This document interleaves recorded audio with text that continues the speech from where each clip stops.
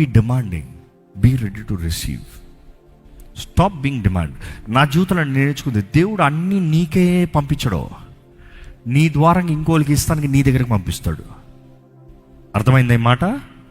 దేవుడు అన్నీ నీకే ఇస్తాం కాదు, నీ ద్వారంగా ఇంకొకరికి ఇస్తానికి దేవుడు నీ దగ్గరికి ఇస్తున్నాడు. అది కేవలం నీకు హృదయ పరీక్ష. నాది అనొద్దు. నాది అంటానికి జీవితంలో ఎవరికి ఏది హక్కు లేదు, అవునా కాదా?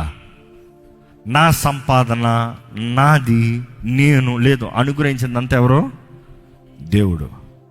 నా జీవితంలో నేను చూసాను చాలామంది జీవితంలో దేవుడు చేసిన కార్యాలు. పంచేవాడికి దేవుడు కావాల్సినంత ఇస్తాం చూసా. పంచేవాడికి ఎప్పుడు దేవుడు ఎక్కువ ఇస్తాం చూసా.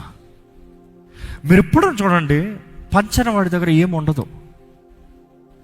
దేవుడు ఎప్పుడు పరీక్ష చిన్న దాంట్లోనే స్టార్ట్ చేస్తాడు. వాక్యం చూస్తాం, కొంచెంలో నమ్మకస్తుడు అధికంలో కూడా నమ్మకస్తుడు. కొంచెంలో నమ్మకంగా ఉన్నవాడు అధికంలో కూడా నమ్మకంగా ఉంటాడు అన్న స్టేట్మెంట్ యేసు ప్రభు చెప్తున్నాడు. ఏంటి?